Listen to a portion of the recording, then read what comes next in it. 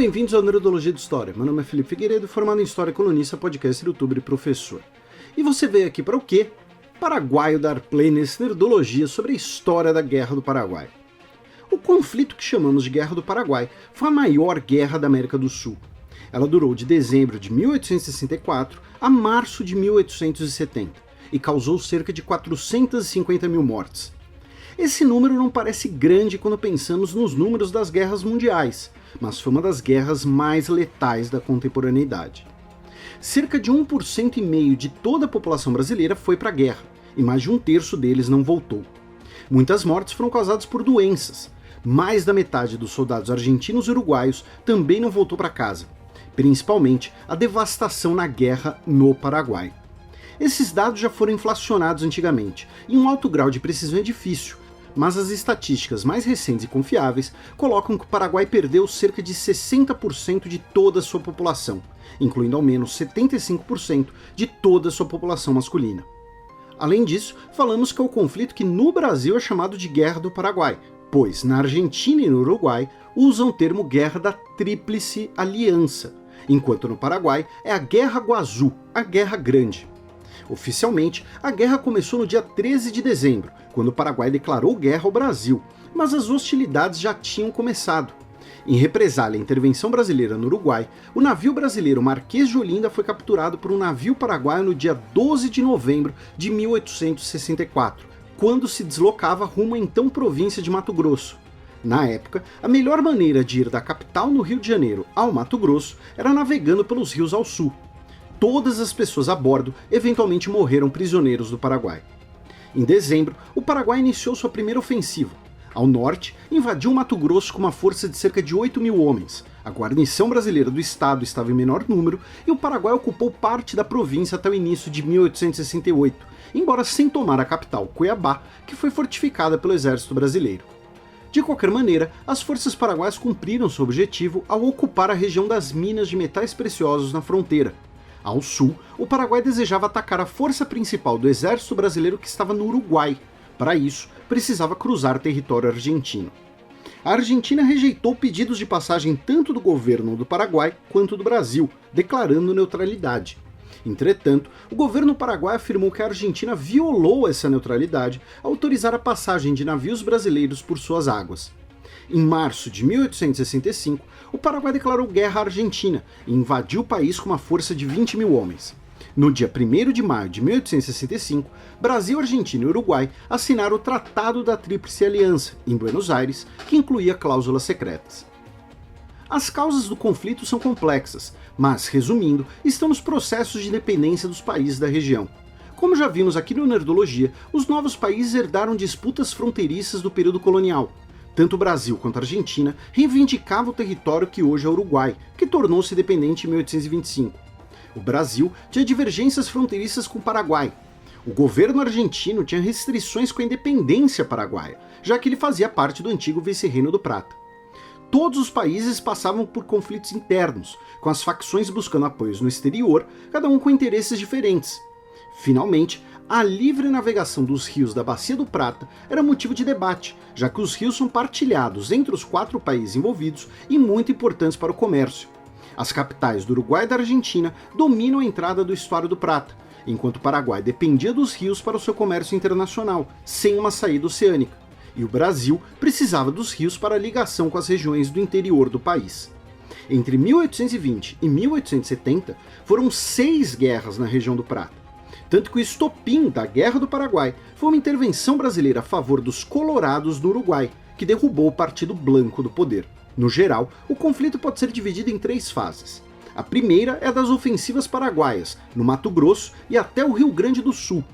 Tropas paraguaias ocuparam as províncias argentinas de Corrientes e de Misiones, e parte do território brasileiro ao sul, tomando cidades como São Borja, Itaqui e Uruguaiana.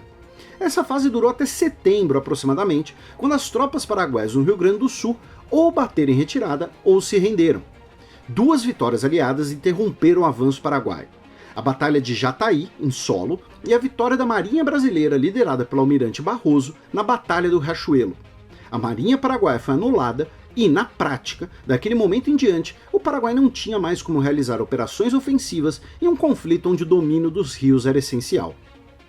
Contido o avanço paraguaio, a segunda fase do conflito consistiu na ofensiva aliada e invasão do Paraguai. Foi nesse momento em que ocorreram as principais batalhas terrestres da guerra, incluindo a maior que já ocorreu na América do Sul. No dia 24 de maio de 1866, Solano Lopes decidiu realizar uma grande ofensiva, que destruísse a aliança e forçasse negociações. A Batalha de Tuiuti envolveu cerca de 60 mil homens e terminou em vitória aliada, com o importante papel da artilharia brasileira.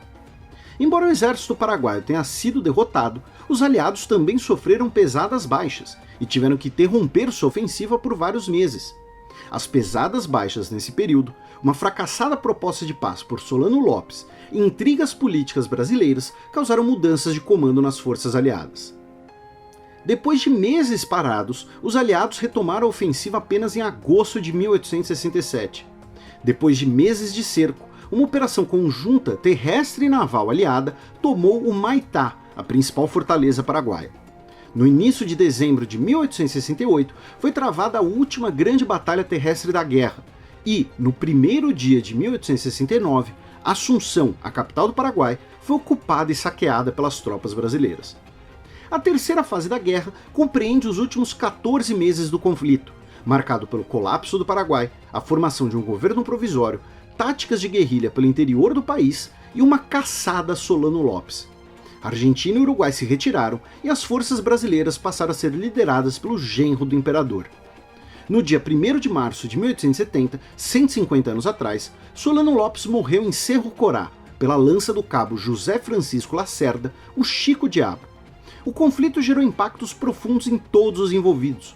O Paraguai foi ocupado até 1876, perdeu territórios para o Brasil e para a Argentina e ficou com sua economia devastada. Sua dívida impagável de guerra foi finalmente perdoada pelo governo brasileiro em 1943. Na Argentina, a guerra foi decisiva para fortalecer a ideia de um governo nacional centralizado, superando os conflitos internos e construindo uma identidade nacional argentina.